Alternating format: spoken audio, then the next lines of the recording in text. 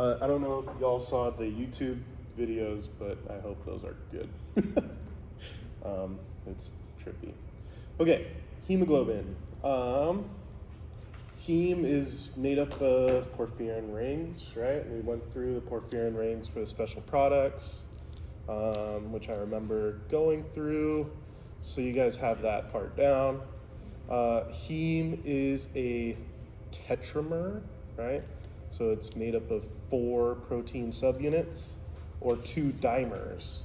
The 2 dimers are alpha beta dimers, which you guys all probably know pretty well. So you have 2 alpha beta dimers or it's 1 tetramer made up of 4 groups. Okay. Oftentimes, it's pretty easy to just draw it as like a puzzle. So you have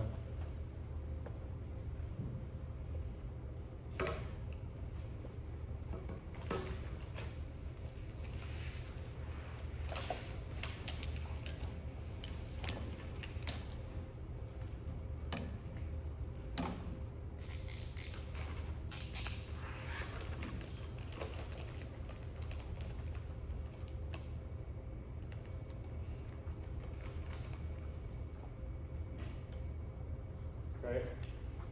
Like 2 alphas and 2 betas with each other. And that's kind of the easiest depiction of heme you can get. Let's break it down. Do you want to go through development or how heme works first? I'm open to takers. I'm just curious about there's I'm forgetting what it's called. Like the thalassemias and stuff? Protoporphin ring. Porphyrin rings, yep. Yeah. I'm just not sure what that is. Okay. Honestly, do I know the porphyrin rings off the top of my head? No. Is there a super good photo in the book? Yes. Do I know where it is in the book? No. So I'd have to get back to you on that. I don't know. It doesn't super matter for these next things. So let's actually go through development first. So your adult hemoglobin is 2 alpha, 2 betas, right? Your embryonic is zeta epsilon, right? They draw it kind of funky.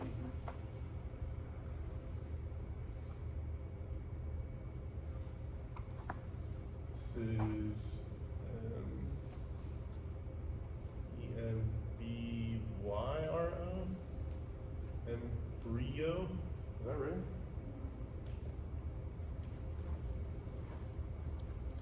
And fetal is alpha gamma.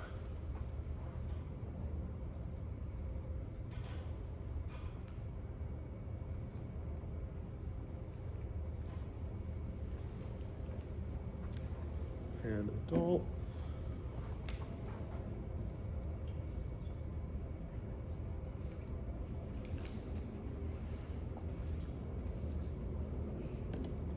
Okay. Cool. So our embryonic hemoglobin is present as a embryo, and then as that embryo starts to develop further, and it becomes fetal hemoglobin, and upon birth it changes into adult hemoglobin. Now these 3 are extremely important for the survival of the child, really, and the mother for that much too.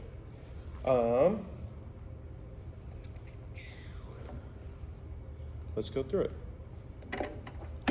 In your mom, or congratulations, I'm so lucky I'm pregnant. Sweet, today's a great day. Right now I have a tiny little embryo. Now, is this embryo highly metabolically active? Absolutely, right? It's growing extremely fast, right? It may start off extremely small, but it's going to grow still extremely fast. And that's really important because that means it's a highly metabolic tissue, right? And for all intensive purposes, a child is a parasite. And I will stand by that every day of the week. It's literally sucking up the oxygen from the mother every single day, and it is quite the strain. So if I am an embryo and I'm the size of my thumb, how much oxygen is it really taking? It's taking as much as it needs, but it's not really that much. At the end of the day, you're taking a tiny little fraction, but you need that 100%. So because of that, our embryonic hemoglobin is going to be extremely strong. It is physically going to rip oxygen off the mother's hemoglobin and attach it to itself across the placental barrier, because do the parent's blood and the child's blood mix? Never. No, that'd be very bad, right? So they're two closed circuits that are next to each other, and the embryonic hemoglobin is stealing the oxygen from the mom's adult hemoglobin forcefully. Literally like taking candy from a baby, except backwards. Now, as it starts to grow into a fetus, let's say the size of like a grapefruit, then that oxygen demand is going to be still very high. But what's going to happen if I rip off the mom's hemoglobin at the same rate? She's going to become hypoxic and die, right? And that doesn't really help either party. So what do we need to do? We need to weaken the hemoglobin. So the fetal hemoglobin is going to be weaker than the embryonic hemoglobin in terms of its ability to steal oxygen away from the mother. So it's less taking candy from a baby and more like how many fifth graders can you take on? Does that make sense? Okay. Tough crowd. Cool. Now at the start of this fetal development, this change from embryonic to fetal hemoglobin, it still has quite the need for oxygen, so the mother is going to produce 1,3-BPG, which I think you guys talked about already because it was on the board. Did we understand what that was? I know that he goes pretty fast. Nope. Okay. In that case, we might just kind of push this off to the side for now and go more basic. Is that cool? Wonderful. Cool. Right on. It's like from glyceraldehyde 3, or glyceraldehyde. Yeah, 1,3-G3 or G3P, glyceraldehyde 3-phosphate. You're turning it into 1,3-BPG, which goes to 2,3-BPG and down to pyruvate. So you're literally getting it in glycolysis. That's where you're getting it from. But don't worry about that too much, all right? Okay, what's the pH of your blood? 7.3, 7.4, right? Does it change very much? No. What would happen if it changes? Terrible things, right? Nothing good, nothing that we're liking. Okay, so this is my blood circuit. And we can say that this is the lungs.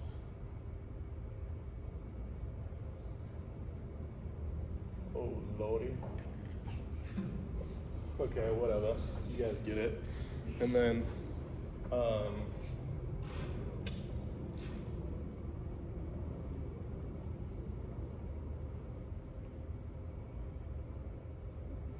okay, whatever. It's a muscle.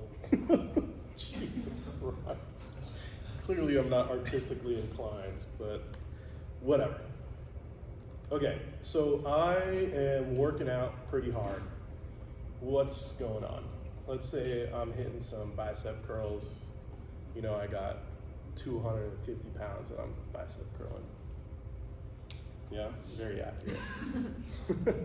So what's going on at a cellular level? I'm ripping through glycolysis.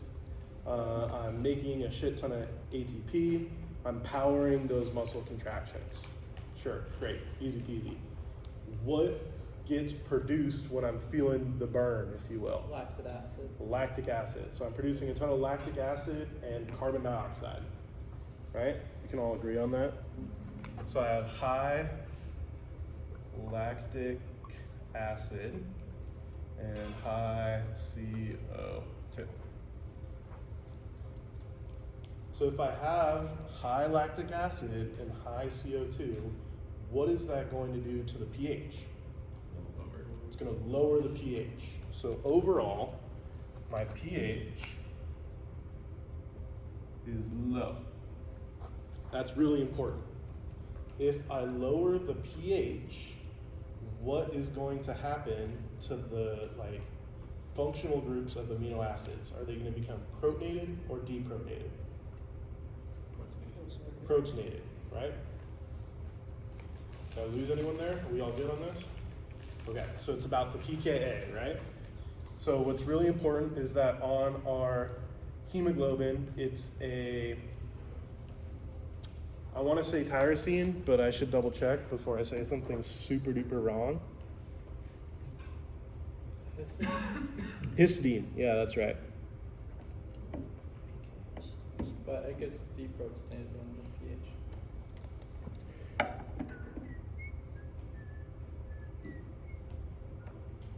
Or more, you're right, it does go.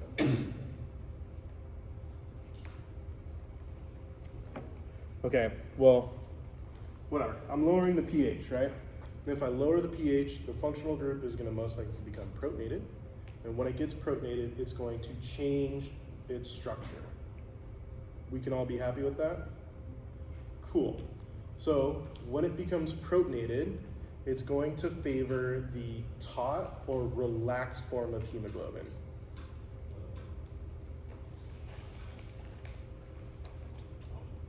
Okay, is the taut form the carrying or the releasing? Releasing. So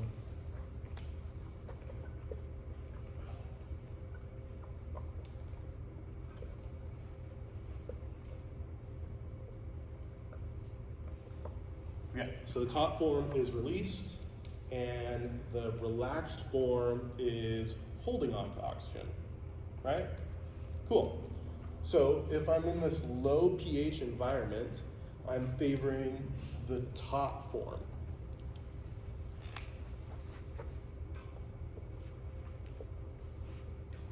Or the T form, I think he calls it.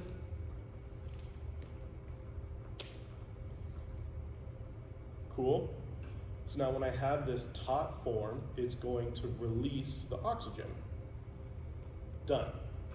Now my oxygen is only going to this highly metabolic tissue, and then when it goes back to the lungs or whatever, it can pick up more oxygen, right? Okay, so my blood is like an ocean. It's extensive, right? If I were to put a drop of blue food coloring in the ocean, you ain't gonna see no difference, right? But if I take a glass and fill it up with water and put a drop of food coloring in it, well, you're gonna be able to see it way better. This makes sense? So that's kind of what's happening in this case. We care about this really localized environment that the pH is changing immensely because of this buildup of lactic acid and carbon dioxide. But on a whole sense, is the blood pH changing at all? No, not even a tiny bit. Unless you're working out really hard and stressing most of your body. Then the pH will start to change. But even then, minute, right? So in a localized area, the pH change is drastic, but in a whole sense, the pH is the exact same. And that's really important because that's how we know where to give off the oxygen.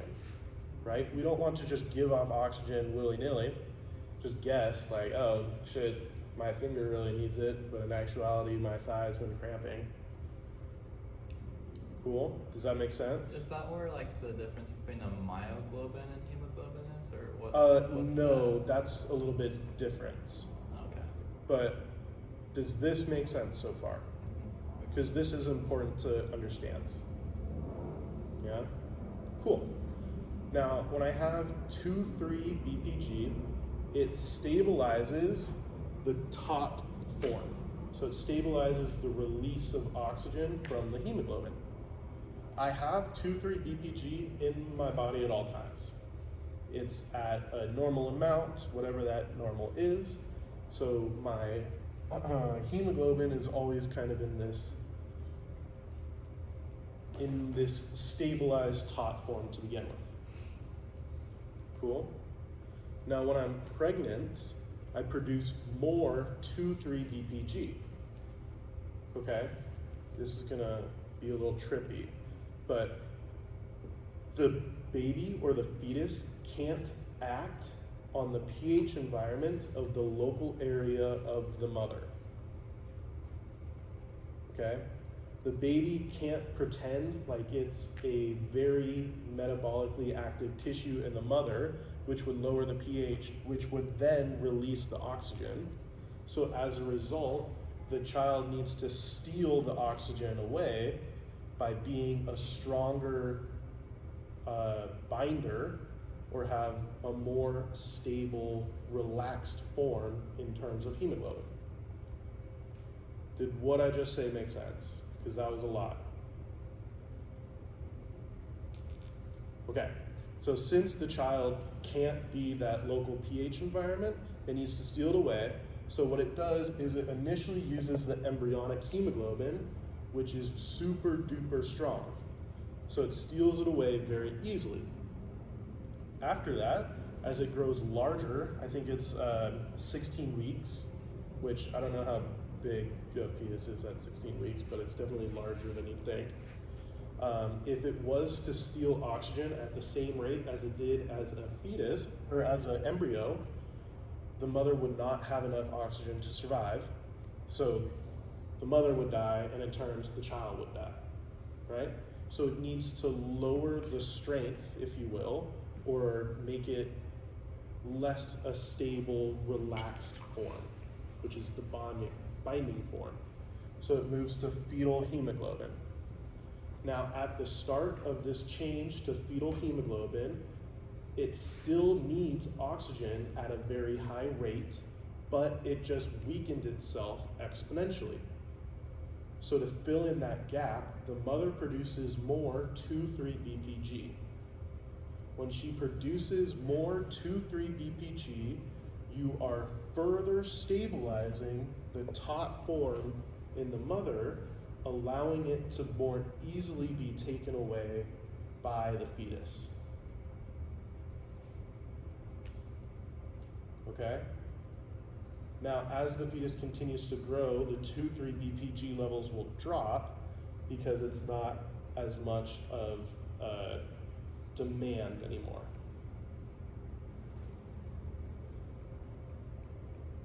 Okay? I feel like that was a lot. And then you get born and you're an adult. That's really it. Any questions about that? I know it was kind of annoying, or a lot. The 2,3 BPG favors the top form? It stabilizes it, yeah. Stabilizes it, okay. So how does that give more oxygen to the fetus, or to the... Good question.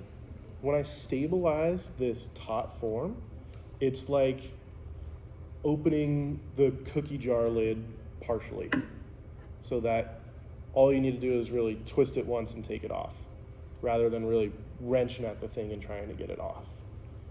So it's like you're priming it in a way for the release, which allows the fetus to take it more easily.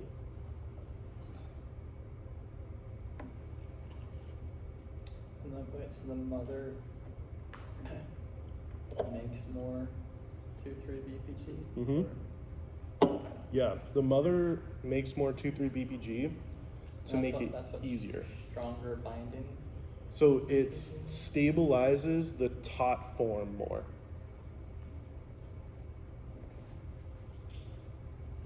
So there's more of the top one. The taut form is favored more. So instead of it being 60-40, it's like 70-30. So when the oxygen is released, it's kind of replaced by the 2,3 BPG. Oh, good question. No, it Mine's doesn't. Already there. Ferrous iron. It doesn't take the same spot. It's in an allosteric site, so off of that active binding site, if you will, and just kind of moves it out of the way, opening it up to change into something else. Most of the time, that's going to be carbon dioxide.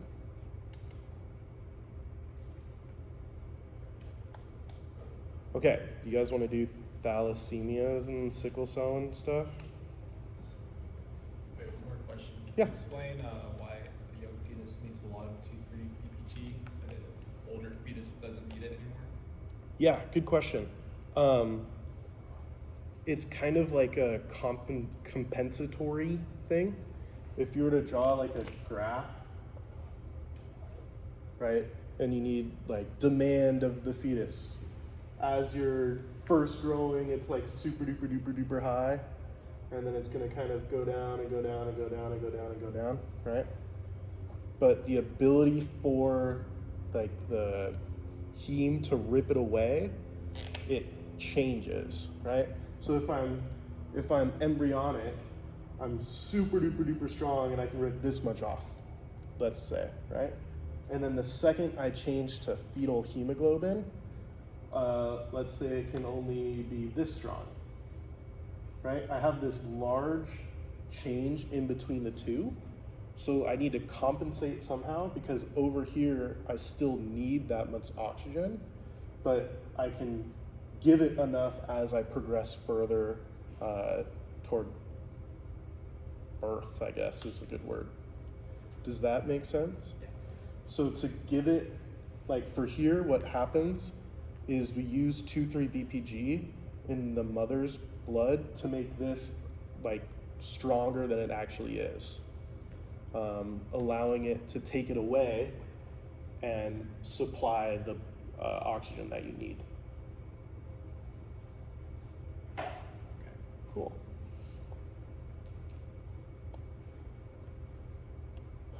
Okay. Am I good to erase? Half, probably. Probably this stuff.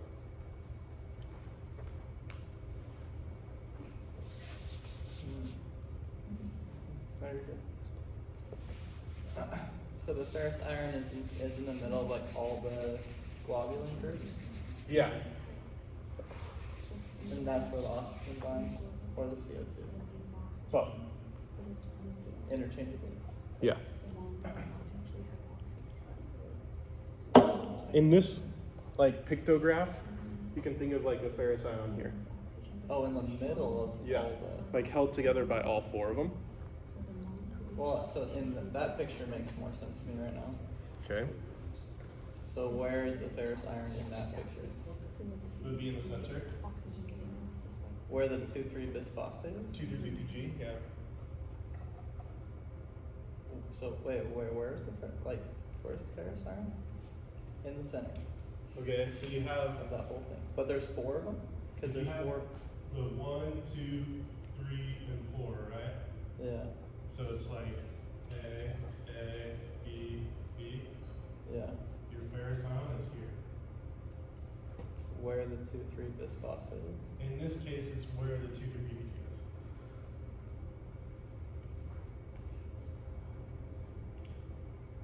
Does that make sense? That actually makes no sense. What is the confusing part?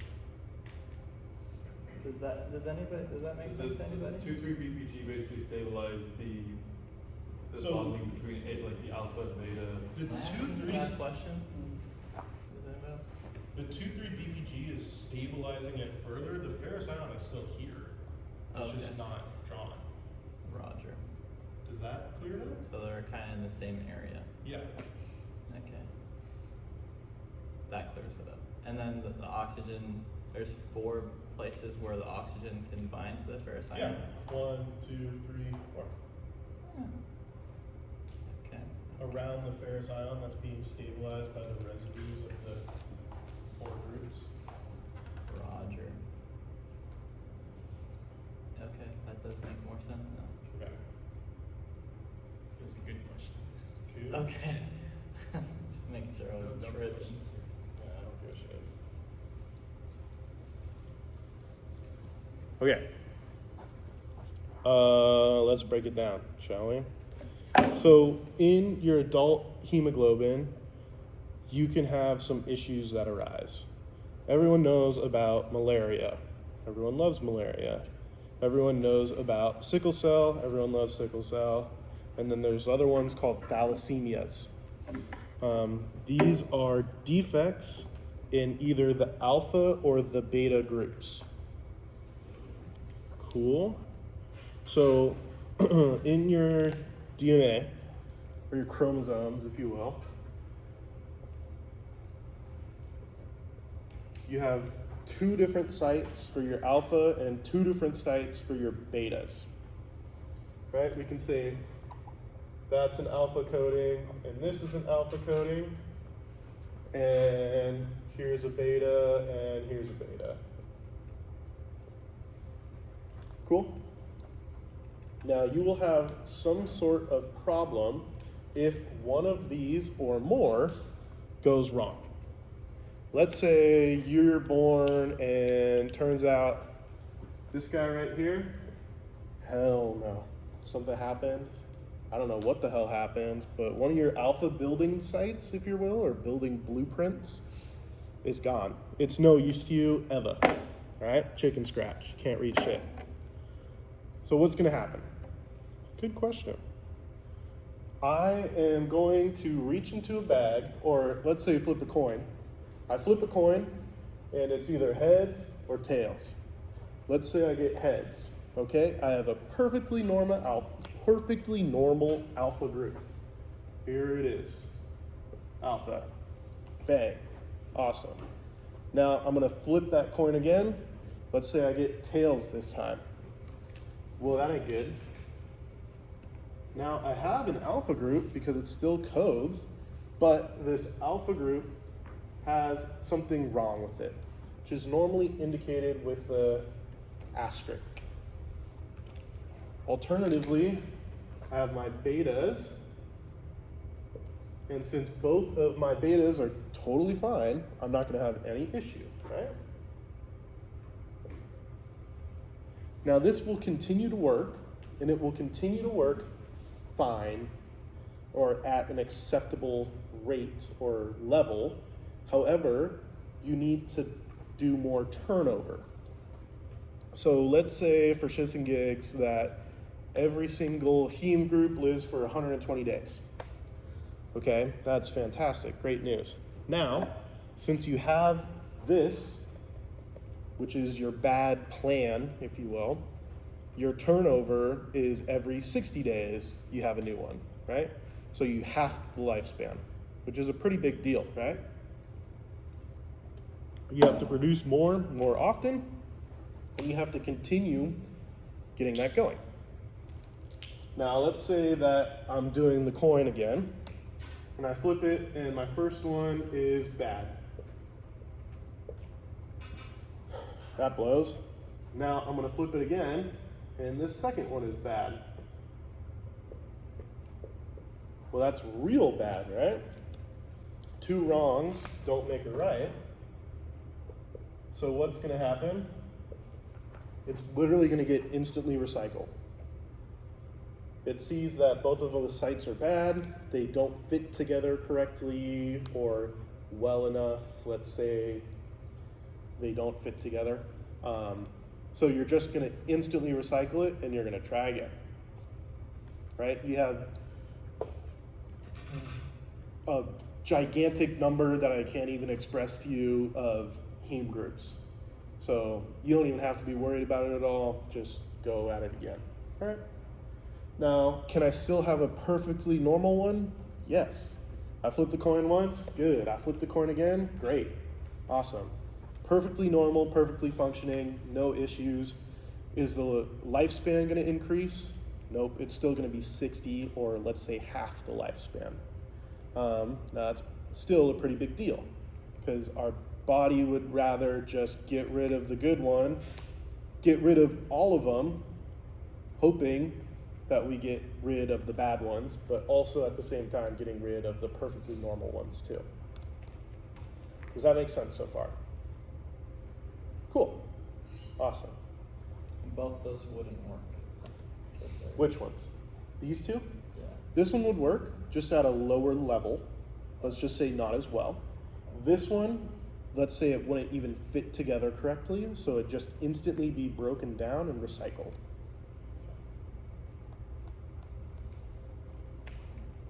Okay?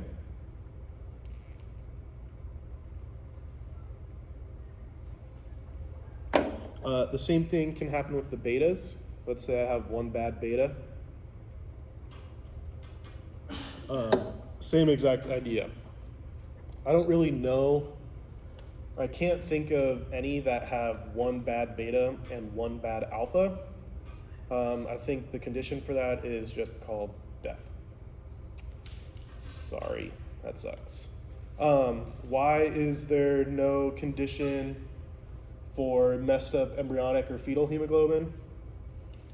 It's called a miscarriage. It ain't gonna happen. Try again. Cool? Does that make sense? All right, fantastic. So let's go through it. That makes sense, that's good. Okay, let's talk malaria real quick. Malaria is an intracellular parasite that lives specifically in erythrocytes. In a normal person without any issues, they will encounter malaria, and malaria has a gestation period. Once again, this is an arbitrary number of, let's say, 90 days. Cool? Now, in a normal person where your red blood cells live 120 days, let's say, 90 days is more than enough time for it to grow and then burst out like the aliens from Alien. If you ever seen Alien. No pop culture reference? Come on, man.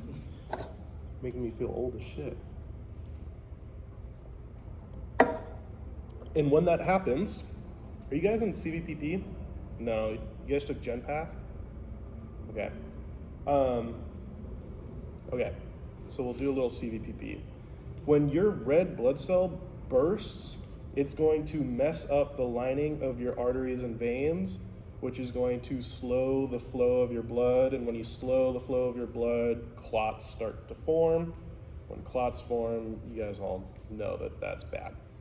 Easy peasy. So, in a normal person where it lives 120 days, the parasite has 90 days, more than enough time, it's going to lyse or burst all of these red blood cells at once, causing extreme vascular damage, causing death. Not good. Cool, so why do these people with sickle cell anemia have an advantage of some way? People with sickle cell anemia, they live for 60 days, right? If it lives for 60 days and malaria needs 90 days, you're never gonna get it. That is the whole cool thing about having sickle cell anemia and a place with a lot of malaria. That's it. If that makes sense to you, done. Cool? Can you repeat it one more time? Yeah. People with sickle cell, their blood cells live for, let's say, 60 days. Now, malaria needs 90 days to fully become whatever it is and burst out, right? Now, if you're only living for 60 days, will you ever reach the 90 days? No. It's like killing the mother when they're 6 months pregnant. It's just not gonna happen. So that's why people with sickle cell anemia have an advantage against malaria.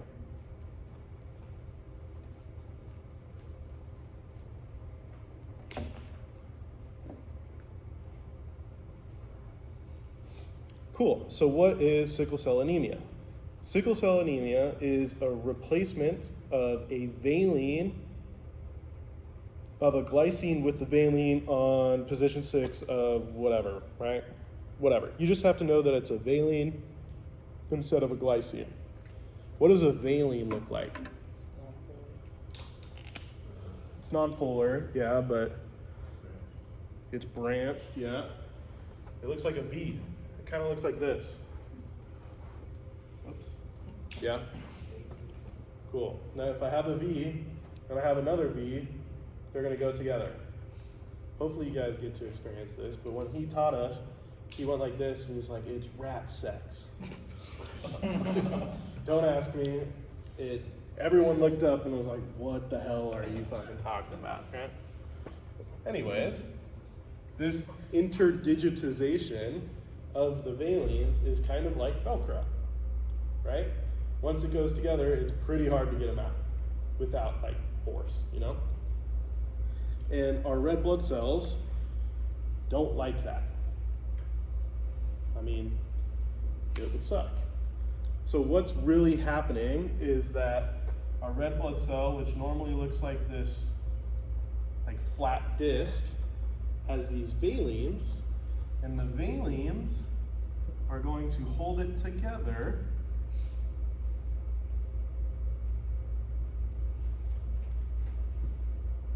with this interdigitization, causing the sickling.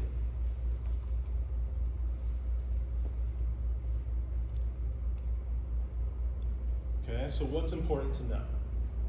Well, in sickle cell, the only way that it becomes an issue is in the taut form, right? This relaxed form is all good. Let's say we're blocking those valines from interdigitizing by the presence of oxygen.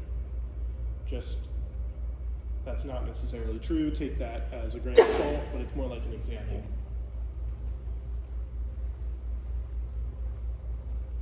So if I have a ton of oxygen, then the likelihood of it coming together is pretty unlikely.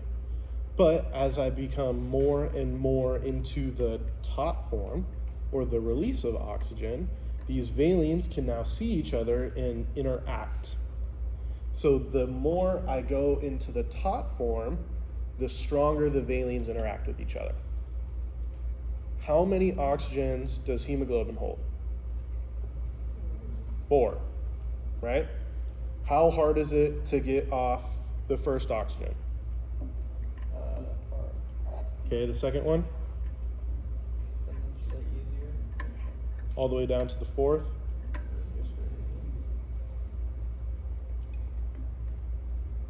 Swap it. Oh, really? The first one to get off is the easiest, and the last one to get off is the hardest. So if I wanted to get all 4 off, I'd have to try really hard, right? Yeah, that makes sense. So how would I get to the using of that 4th oxygen? What would I possibly be doing based on what we talked about earlier?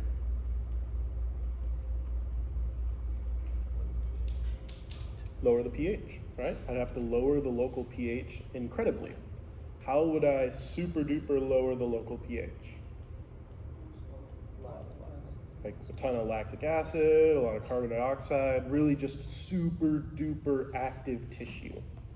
So if I have a super highly metabolically active tissue, which super lowers the local pH, then I'm going to super favor the taut form.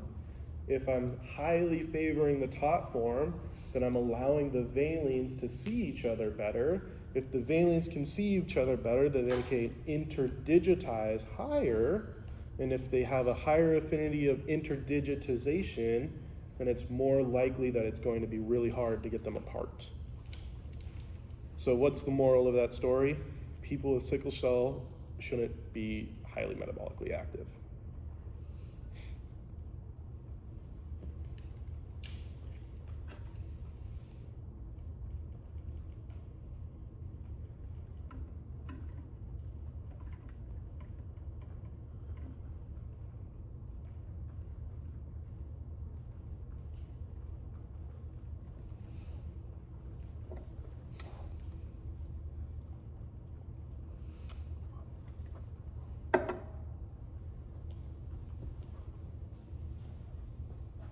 Okay, how we doing?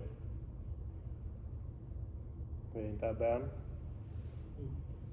Any questions? Okay. You guys have anything else that you want to talk about? Would you be able to go over the graphs that he has in his notes that we talked about today? Yeah, the dissociation curve. Oh, yeah, the oxygen hemoglobin dissociation curve. Yeah, I can do that. Cool. Is there anything else on this before we move on? Does it make sense? Because if it doesn't make sense, you know, I can go over it 40 separate times, 40 different ways. I do not care. Okay, let's do it then.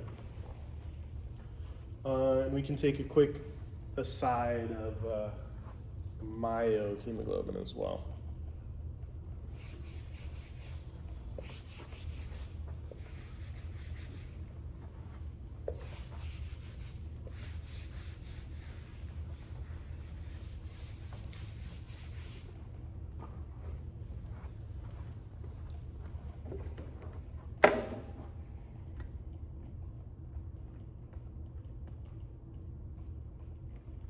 You guys have a shit ton of exams this week?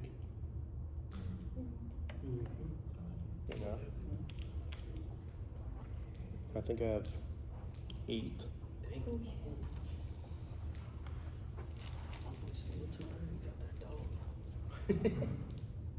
Shit fucking blows.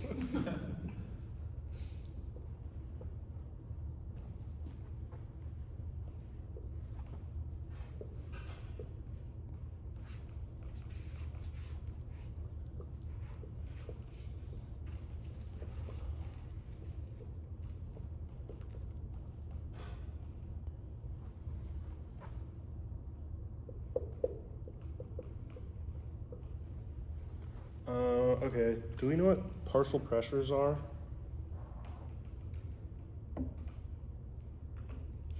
Okay, we'll do a quick once over for partial pressures. Let's say atmospheric pressure is 100. 100, what is it, milligrams per mercury? Right. mg, hg. Hg, right? Out of your air, let's say 20% is 20% is oxygen, 40% is nitrogen, and 20% is carbon dioxide, and the last one, which would be 20%, is other. Yeah. So out of my 100, all of these need to add together to make 100 in terms of their percentage, right, to get their partial pressure. So 20 milligrams of mercury is, so 20 plus 40 plus 20 plus 20 is 100. So my partial pressure of oxygen in this case is 20, right? If I was to change my atmospheric to 120, 20% of 120 is, I don't know off the top of my head, but it'd be a different number, and that 20% would be listed as your partial pressure of oxygen. Cool.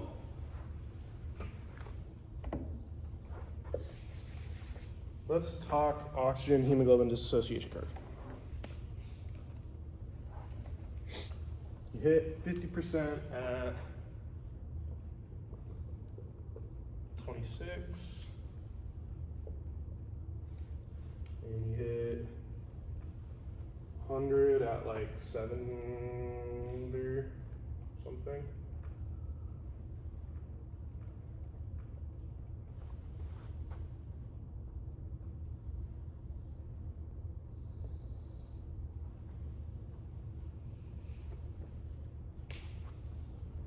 And our arterial blood is somewhere over here. Cool. Venous blood is at 40. I'll actually do those in color so you guys can see.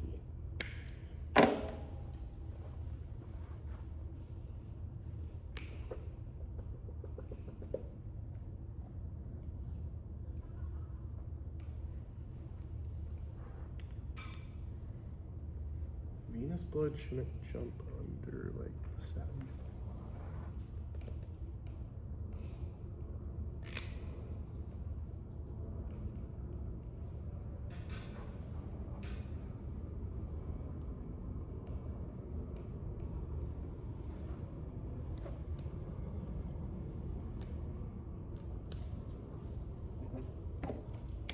And this is hemoglobin.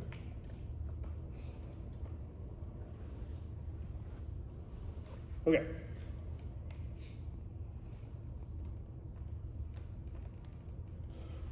I'll give you guys a second to jot that down and then we'll talk about it.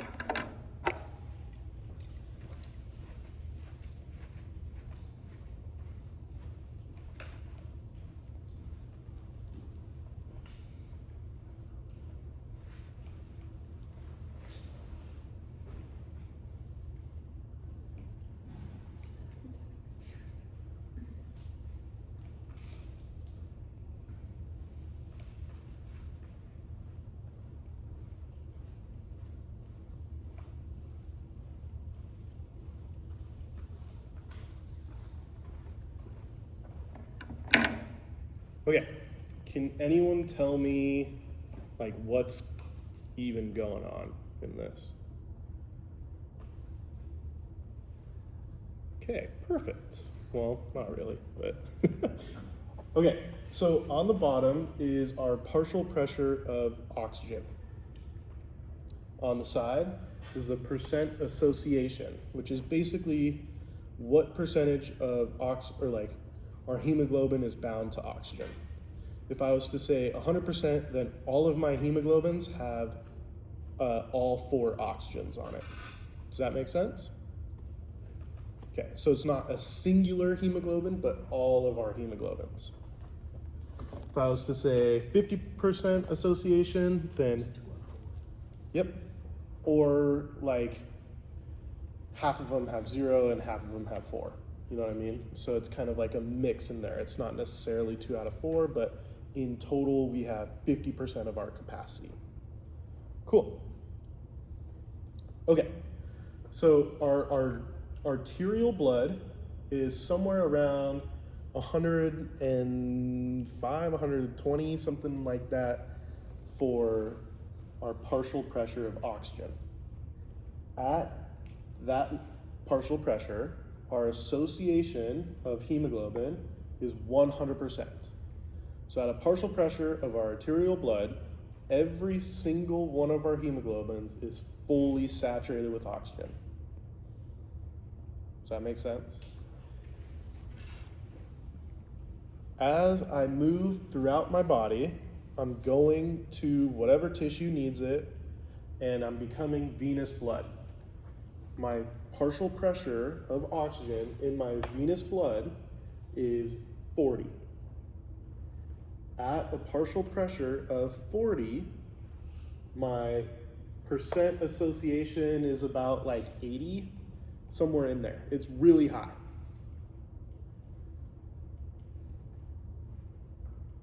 Okay.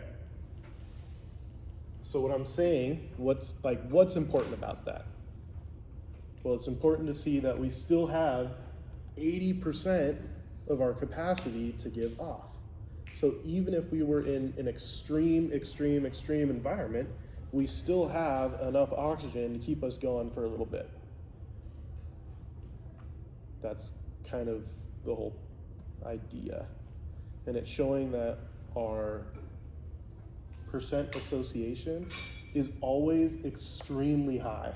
We like to stay in this range. The second we start to fall off, then we start to have issues. The only time you can ever really see someone start to fall off past this Venus level is in highly trained female Olympic athletes. Only females. I don't really understand entirely why, but it's just the case. So only females can go under this Venus level if they are extremely aerobically trained Olympic athletes. So that's how much we stay above this. And we stay above that, and we still have so much oxygen left.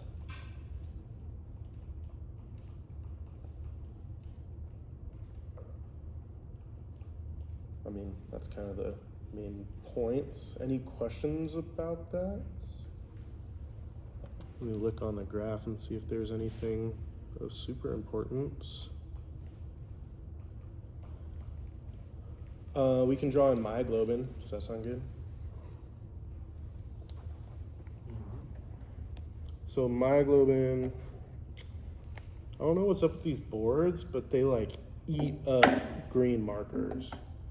I've had like 2 and they're both gone in like a week. So fun.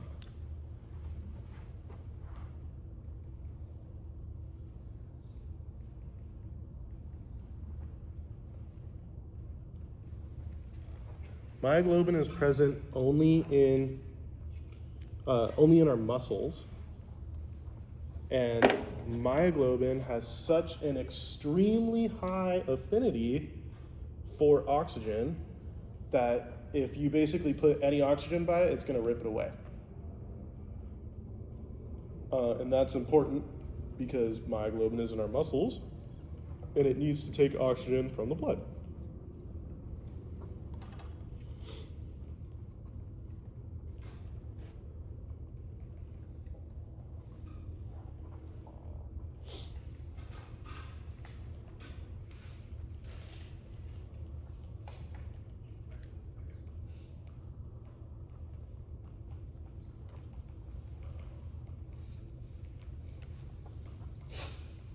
So what's important? Showing that even as this partial pressure changes immensely, right? 120 to 40 is a really, really big change. Like extremely big change. Our hemoglobin is still staying really saturated. That's something that's super important about it. Our partial pressure is giving us the percent association. That's another important thing to understand, that the association is based off of the partial pressure, not the other way around. So if I was to climb in altitude to a place where I have 100, or let's say atmospheric oxygen is at 60 for its partial pressure, I'll still remain at damn near 100% saturation or association. Cool. What type of questions would be asked, like, based off that? Man, I wish I could tell you. I really do. I don't super remember the Biochem 1 final. That might be a better question for people who just took it.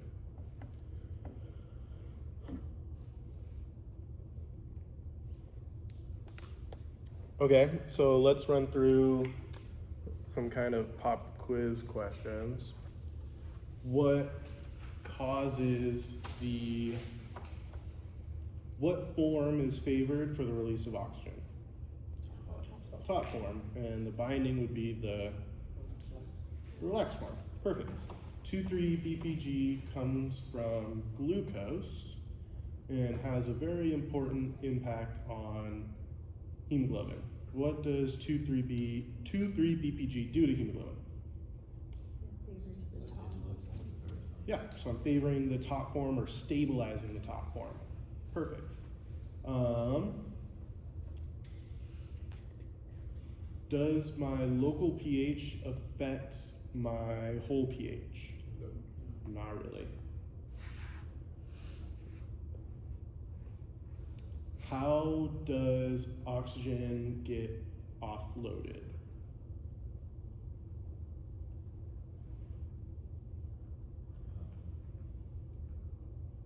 By the protonation of the, I'm pretty sure it's histidine. I would go back and double check that, but pretty sure it's histidine, which causes a change in structure, which releases the oxygen, making the hemoglobin in the what form?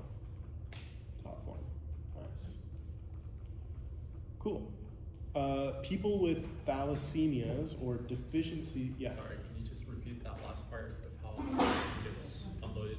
Yeah. So oxygen gets released when the pH of the local pH of the environment decreases, which protonates the amino acid, causing a shape change. The shape change basically removes the interaction between the oxygen and the ferrous ion, allowing the oxygen to leave. Thank you. And that favors the top form of the hemoglobin, just for shits and gigs. Is there a structure change when oxygen is bound? Yeah. Is that like depending on the pH as well, or? Yes and no. So the pH outside of the local area will return back to normal. And as a result of that, it will become deprotonated, favoring like the normal structure, if you will. And when oxygen binds, it physically changes the shape of the hemoglobin, allowing for more easier binding later on. So the first one binds and it basically kind of changes the shape, allowing more oxygen to bind. Trying to think of a good example.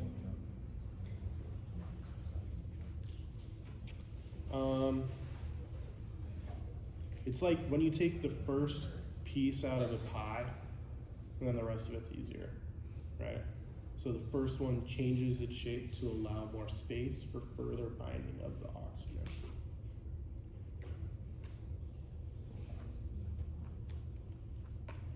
Okay, people with thalassemias have deficiencies in their ability to make normal functioning alpha or beta groups.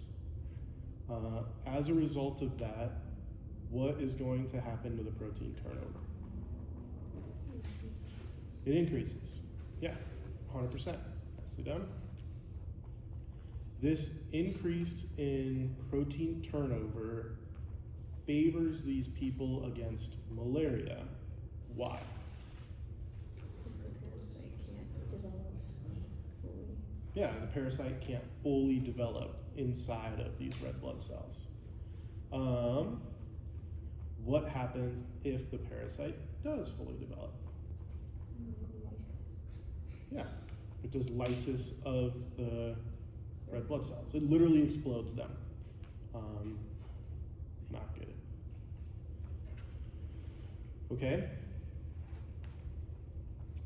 Rank fetal, embryonic, and adult hemoglobin in their relationship to the tot form.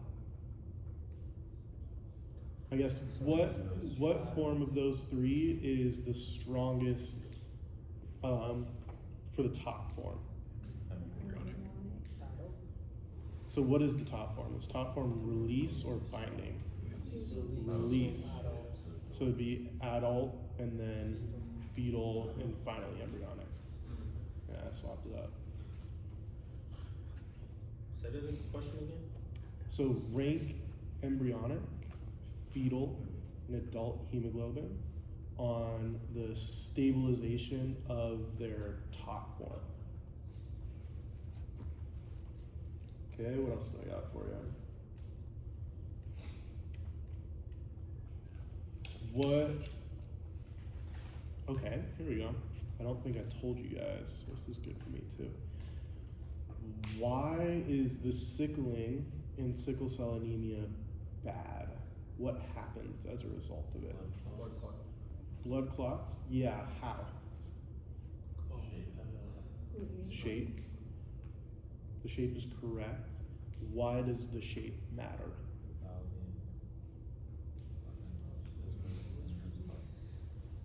So I'm looking for less of a singular cell and more of multiple cells. Clump up.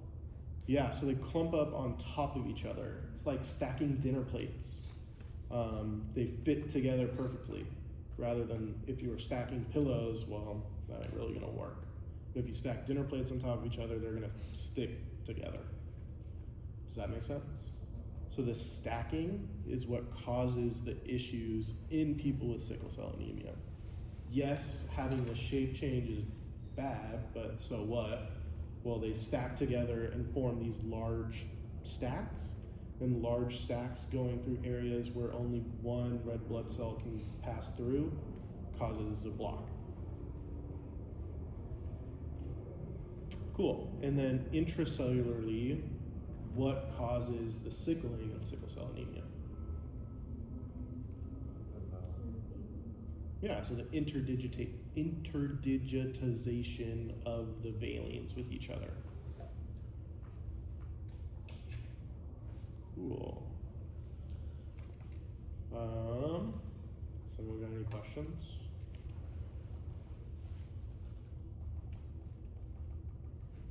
Okay. Go home. Go sleep, man. Study for your other classes. Thank you. Yeah. Thank you. Thank you.